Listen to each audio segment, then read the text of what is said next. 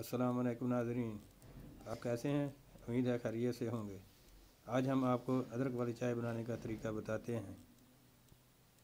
ये चाय की पत्ती, चीनी, थोड़ी सी अदरक, थोड़ा सा नमक और दूध। आप हमारे चैनल पर नए हैं तो इसे सब्सक्राइब करें और शेयर करें और लाइक करना मत भूलें।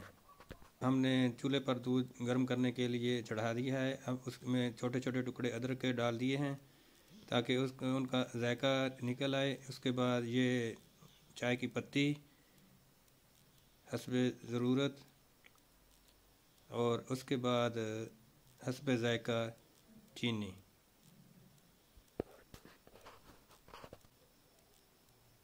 ये चाय की पत्ती का रंग अब निकल आया है। हम चाय को फेंट रहे हैं, ऊपर उठा के दोबारा उसमें पतीली में डाल रहे हैं। इस तरह झाग निकल आती है और चाय का जायका अच्छा हो जाता है।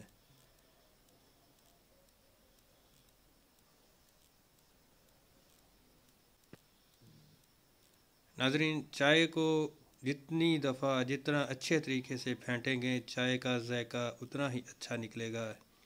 ये चाय का जायका बेहतरीन बनाने का एक कुलिया है, आप इसे याद रखें। जब भी चाय बनाएं उसको बार बार फेंटें ताकि उसका जायका अच्छा हो।